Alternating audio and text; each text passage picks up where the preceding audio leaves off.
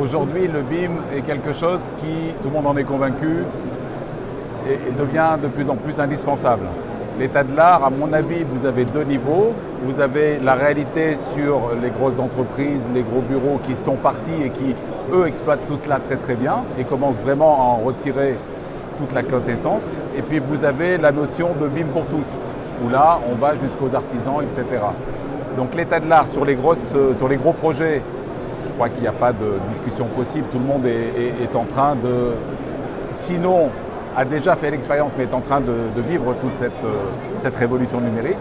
Au niveau du BIM pour tous, eh bien, c'est en train, tout petit à petit, de comment dire cela, d'apparaître à chacun comme n'étant pas si compliqué que cela.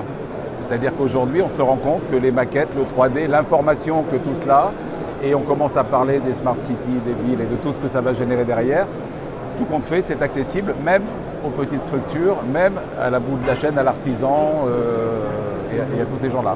Donc l'état de l'art, c'est que c'est parti, c'est validé. Certains s'y intéressent de moins près parce qu'en ayant moins de retours positifs et de gains, mais même à ce niveau-là, on sent que la vague est en train d'avancer et que ces gens-là s'en inquiètent et commencent à être un petit peu rassurés sur ce grand mot qui est le BIM et cette révolution numérique. Alors, si on voulait faire des recommandations, là, je vais essayer de le faire très très simplement. C'est peut-être déjà de s'approprier le 3D, c'est-à-dire que d'avoir une maquette, en fait, c'est un avatar du bâtiment, de commencer à manipuler tous ces outils 3D, et tout naturellement, quand on fait du 3D et qu'on commence à y injecter son information, quelque part, on est dans le BIM sans vraiment y penser. Donc je crois que certaines fédérations, notamment d'entreprises comme la FFB, font passer ce message-là. Si on fait du 3D, on va commencer à aborder tout cela de façon un petit peu, alors simpliste, certainement, puisque le BIM c'est surtout la collaboration, l'enrichissement, les allers-retours, etc. Mais il faut passer du papier à une maquette 3D sur un ordinateur ou sur un chantier pour faire des petites tâches toutes simples.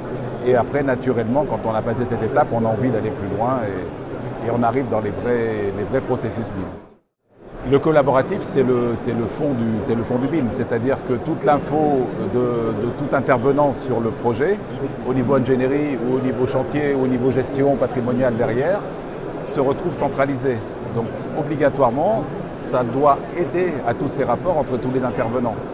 On est en train de passer de 25 plans de chacun des lots, ceux de l'archi, ceux du thermicien, à simplement 3-4 maquettes ou à une maquette centrale.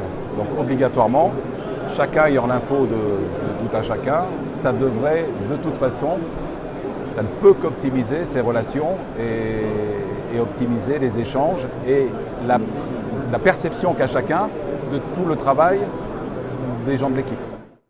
Certains donneurs d'ordre, sans imposer quoi que ce soit, ont une certaine tendance à indiquer les bonnes directions. Le BIM peut être un critère éliminatoire, le fait d'être non BIM. Officiellement non, officieusement certainement. Si toute une équipe est en BIM, un intervenant ne peut pas faire de la résistance au milieu. Donc il faut y aller. Et c'est peut-être par ce biais-là que les gens vont se rendre compte que c'est pas non plus, c'est pas si terrible que ça. Ça n'est jamais que de l'informatique, du 3D et des habitudes et des méthodes de travail un peu différentes.